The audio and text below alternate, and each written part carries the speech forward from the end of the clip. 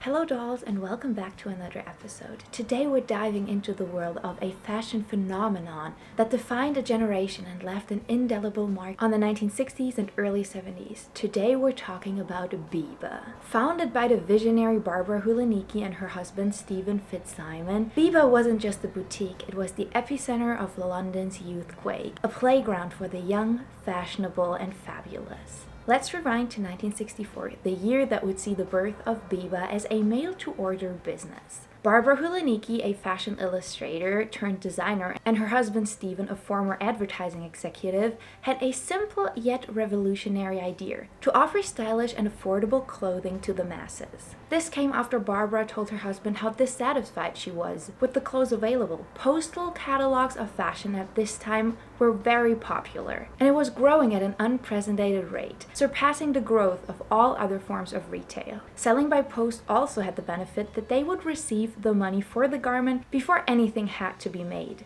meaning that they could produce on demand at the smallest scale. So Barbara set to work, determined to offer something that was fresh and better than the poorly fitting, matronly designs she felt dominated high street fashion at the time, while also being more affordable than the creations of André Courrèges and Mary Quant. These designers too were targeting a younger audience, but their clothing wasn't as affordable. Eventually, Barbara came up with a single product, a simple Edwardian style drawstring ankle-length maxi skirt made from brushed cotton. It was very intentionally designed to be simple yet stunning, meaning that it was also really easy to sew. Armed with her cheap but chic concept, Barbara enlisted the help of her friend Joanne Broden, who taught at the Royal College of Art. Joanne found students to create a sample skirt, which Barbara's husband then took to Jill Butterfield, a fashion journalist for the Daily Express, and a contact from Barbara's freelance illustrating work. Eventually, Jill agreed to endorse the skirt, securing its feature in the newspaper and helping the new business reach its target audience. Needing a name for their venture, they chose Biba Postal Boutique. Boutique to add value, postal to highlight the mail-to-order method, and Biba for its ambiguity and personal significance to Barbara's sister's nickname. They also had a postage stamp-like logo designed and secured a postal address on Oxford Street. Once everything was ready, they advertised the skirt in the Daily Mail. Although the ad was small, it clearly described the skirt and its 4 color options. However, despite the exposure, they only received 200 orders, making a small profit that barely covered the expenses. In short, their initial effort was a failure. This truly could have been the end of the Biba Postal Boutique, but it wasn't, and they went on to greater things. Barbara and her husband still had their day jobs, Barbara as a freelance illustrator, even working for brands like Dior, and Stephen as an account executive in advertising. Although not from a wealthy background, they earned enough to keep the business going as a side project, even if it wasn't profitable at first. So they decided to try again. Barbara designed a denim children's dress advertised in The Observer, and Stephen managed production, but no orders came in. Another attempt with a children's garment in the Evening Standard also failed. Despite these setbacks, their concept was unique and there was definitely a demand for fashionable, affordable clothing, which merely didn't exist in 1964. There truly was nothing on the market for the growing teenage demographic who had significant spending power. Barbara didn't realize the potential market she was tapping into just yet, but she knew there was utter demand. This caught the attention of the industry, specifically Felicity Green, fashion editor at the Daily Mirror, who wanted to feature Barbara in an article about career women. Barbara, now using her maiden name Hulanicki professionally, designed a pink gingham dress on the spot for the feature. She incorporated her signature style, high armholes, deeply inserted shoulders, and narrow sleeves, creating what would become the Biba silhouette. Green liked the design, but suggested adding a unique feature, so Barbara added a hole in the back for a touch of Brigitte Bardot chic. They settled on a price of 25 shillings, which would be around £29 in today's money, and truly was a bargain at the time.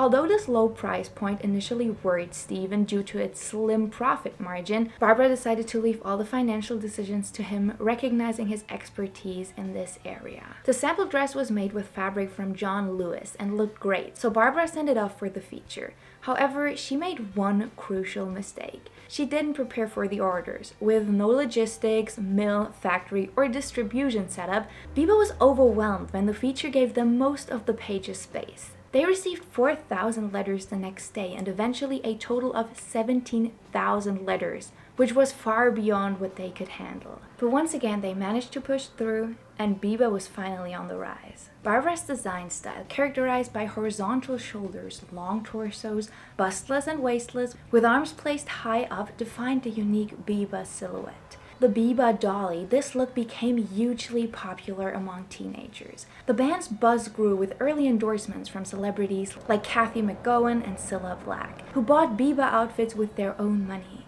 Soon stars like Sonny and Cher, Mick Jagger, Twiggy, Yoko Ono, Angelica Houston, Joan Baez, and many others became Biba patrons. Soon they were able to open a small boutique on Abington Road.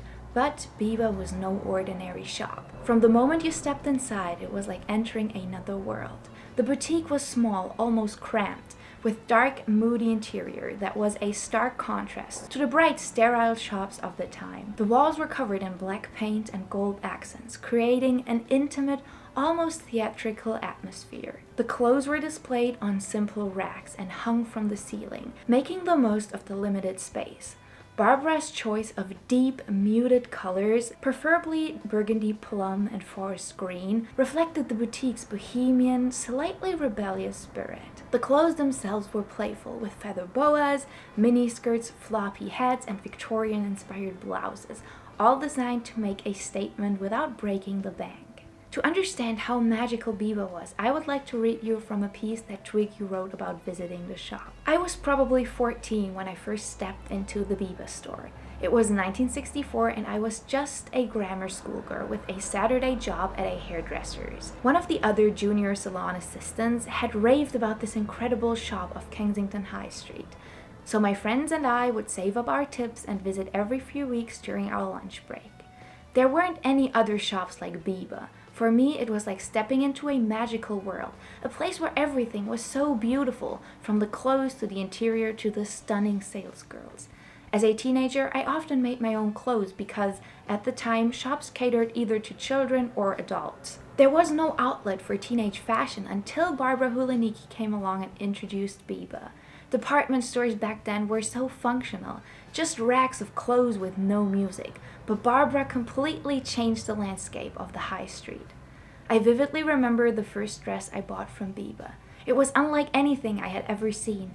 A soft pink A-line dress with yellow zigzags diagonally across the body, puff sleeves, and delicate pearl buttons. It cost £2. I also kept a fake leopard skin coat from Biba with amazing square shoulders. Barbara was so ahead of her time. When I was discovered as a model in 1966, Barbara and I became firm friends, though I can't quite recall how we first met. Barbara later mentioned that she used to spot me shopping in Biba as a young girl. I was completely bowled over her style and in awe of her talent. Barbara was one of the greatest designers of the decade, and I felt lucky to receive her generosity. I was often sent the most amazing clothes. When I first appeared on stage in Cinderella in the early 70s, I couldn't think of anyone better to design my costumes than Barbara, who did just that. I still cherish the drawings she made for me and consider her an inspiration even now. Biba expanded rapidly, moving from their small shop to a larger location on Kensington Church Street in 1965. The new store opened on October 29th of 1965. This flagship, known as Biba Disneyland, cemented Biba's status as a lifestyle brand. The Art Deco revival at Biba brought back the glamour of old Hollywood, drawing inspiration from the 1920s, 30s, and 40s. The store featured 1930s and 40s silk-style clothing, paired with platform shoes, embodying the era's fashion. Biba grew from a small boutique into a full-fledged department store on Kensington High Street. The store's typography reflected the style of the 1920s and 30s, contributing to its distinctive look. Biba's location served as a hideout, attracting visitors who wanted to escape into its unique atmosphere. The 1960s saw a revival of Egyptian 1920s style, which Biba also greatly embraced in their designs. Biba's concept extended into every aspect of the brand, and the shop girls were no exception. Hiring mostly young and beautiful girls, women like Freddie Mercury's first girlfriend Mary Austin worked there. They advertised their jobs in local newspapers with the words, "Biba is looking for intelligent, attractive, hardworking girls who want to make a career for themselves. We offer excellent and rapid promotion prospects, good starting salary, 1 free meal per day in our staff restaurant, staff sauna bath, 33 1/3% of staff discount on most items." Biba was also one of the first brands to have their shop girls wearing their newest collection, marketing the Biba look wherever the eye went. Over time, the brand's iconic Art Deco logo became synonymous with cutting-edge fashion. Barbara and her husband understood that shopping at Biba was as much about creating an experience as it was about the clothes. Their interior was now even more extravagant, with velvet curtains, ornate chandeliers, and vintage furniture sourced from second-hand shops. The ambience was a mix of Edwardian opulence and modern cool, with a hint of rock and roll decadence. But it wasn't just the decor that drew people in. Biba was a brand that understood the power of image, and Barbara was a master of creating a look that was both aspirational and accessible. The models featured in the advertisements were a reflection of the customers themselves. Young, edgy, and effortlessly chic, these girls were often shot in moody atmospheric settings that enhanced the clothes allure. The photography was glamorous, yet gritty, with an almost cinematic quality that captured the zeitgeist of the swinging 60s. The makeup, too, was an essential part of the Biba look. Dark smoky eyes, dark painted lips, and a touch of Twiggy-esque eyeliner that gave the models an androgynous, slightly haunted look. Their hair was reminiscent of 1920s and 30s film stars, with large, soft curls. This aesthetic was groundbreaking at the time, as it broke away from the prim and proper beauty standards of the 1950s and 60s mods. The brand's posters and flyers were designed to catch the eye, with bold photographs, 1920s typography, and illustrations that stood out against the blandness of the mainstream fashion ads. Barbara's background in illustration played a crucial role in the creation of these campaigns, which often featured surreal, dreamlike imagery that added to Biba's mystique. The ads were plastered all over London, making Biba a household name and a must-visit destination for anyone with an interest in fashion. By the late 1960s, Biba had become more than just a boutique. It was a cultural movement. The brand's influence extended beyond fashion to music, art, and even interior design. Celebrities like Mick Jagger, Marianne Faithfull, and Brigitte Bardot were regulars, and it wasn't uncommon to spot a rock star or two browsing the racks. Biba's allure was in its ability to make every customer feel like they were part of an exclusive club, where the lines between celebrity and everyday life were blurred. Despite its success, Biba faced financial difficulties and management challenges. Dorothy Perkins and British Lead eventually took over significant portions of the company, moving control away from Barbara and her husband. Nonetheless, Biba expanded into the American market, opening a store at Bergdorf Goodman in 1971 and growing its presence through unique marketing and exclusive products. In 1973, Biba reached its zenith with the opening of the Big Biba in the former Darien Tom's department store on Kensington High Street. This ginormous fashion wonderland was unlike anything London had ever seen. Big Biba was a massive upgrade, 20 times the size of the original Kensington High Street store, with 7 floors and 18,500 square meters of retail space, almost as large as Harrods.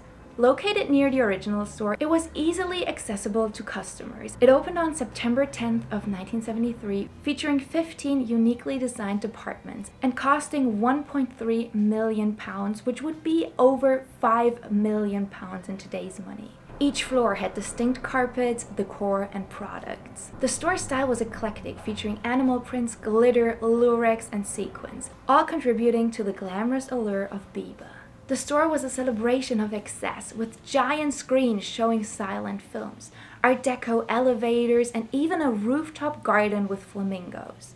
It was a place where you could lose yourself for hours, browsing through racks of clothes, trying on hats, and sipping cocktails while listening to the latest hits. Biba also had a record player on display where records were sold, and children could sit on it and take a spin. The store offered food products as well, all branded with the Biba design, including items as specific as baked beans, canned in Biba packaging.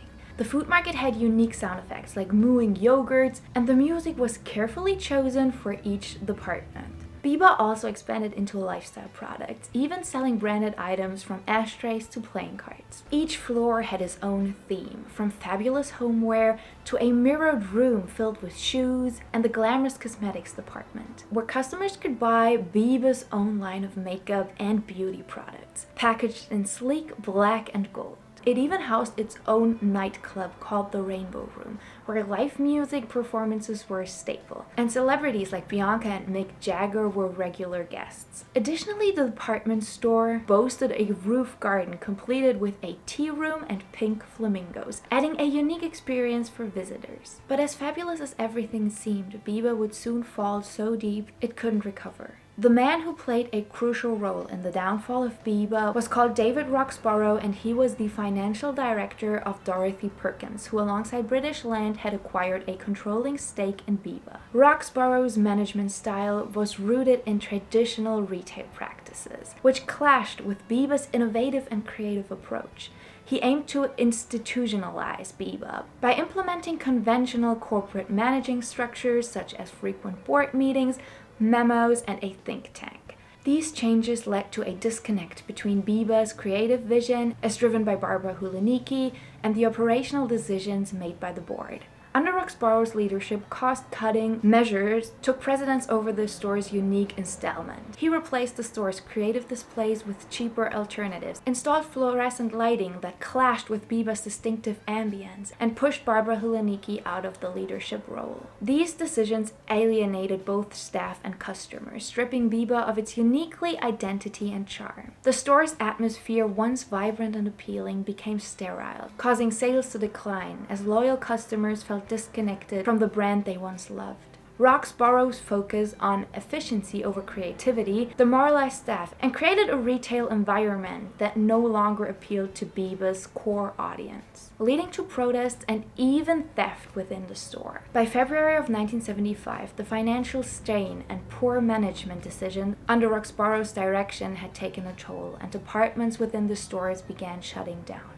Despite attempts by Barbara and her husband to buy back the business, they were unfortunately unsuccessful. Biba closed its doors on September 25th of 1975, and fixtures and decor were auctioned off. What once was the most fashionable and fabulous hub soon became a memory embedded in wonderful music, moody lights, and dreamy clothes. Twiggy reflected on the closing in a piece that she wrote for Vogue. The closing of the Big Biba shop in 1975 devastated me. I had nowhere to shop. Biba had become a place where people would go every weekend just to walk around and soak up the atmosphere. The way Barbara designed the interiors was remarkable. I even heard that the flamingos were still on the roof garden. Though I had other designer friends from that era like Ossie Clark and Bill Gibb, no one made fashion as fun or as affordable as Barbara did. I'm proud to say I'm Barbara's biggest fan. Biba's story is a mix of innovation and unfortunate circumstances. Barbara and Steven created a groundbreaking business, but lost control to managers who didn't understand its unique appeal. The fall of Biba is a significant chapter in British retail history, highlighting the dangers of relying on external management that lacks insight into a brand's core identity. Many remember Biba as more than just a shop. They remember it as a revolution, a place where fashion, art, and culture collided to create something truly unforgettable. Whether you were one of the lucky few who shopped there back in the day, or someone discovering its magic for the first time, Biba's influence and magic is undeniable. So that's it for today's video. I really wanted to do this deep dive into the wonderful world of Biba. I know that there's currently an exhibit about it in London. I would love to go. I think it's there until early September. Unfortunately, we're leaving for London in late October, so I will not be able to catch that exhibition. But if you get the chance, I can just highly encourage you to go and look at these wonderful pieces. As always, I have a Pinterest board linked down below with all the pictures I've used, all the wonderful and magical Biba madness. So if you want to take a closer look on any of the pictures, you can find the link in the description box. I would love to know what you think about Biba. I have been fascinated by it for such a long time now. It's the clothes, the atmosphere, everything about it. And I truly believe that what Barbara and her husband created was one of a kind and magical. If I ever get the chance to travel through time, I will go back and visit a Biba shop, soak in the atmosphere, relax with the pink flamingos on the rooftops. It just seems like such a magical world, and I bet that those who were able to visit will remember it forever. I want to thank you for watching this video. I hope you enjoyed. If you did, I would love you to give it a thumbs up and maybe even share it with a friend. If you enjoyed what you saw, I would love for you to consider subscribing. I pour my heart and soul into these videos, and it means the world that you're watching. I don't even know if at this part anyone is still watching, but for those of you who are, I did like a whole makeup, hair, everything inspired by Biba today, and I really love it. This is so far off from everything that I usually do, but it is so much fun. I slept with rollers. Didn't really took that much, just a lot of brushing and teasing, and then this makeup. I really like it. If you would love me to do more like in-depth makeup and hair tutorials, I used to do those, so if you're interested, just let me know. I could definitely do that. I hope you have a beautiful day. Go out, enjoy the sunshine. Take yourself some time to focus on you and your mental health today, and I will catch you in the next video. Bye everybody!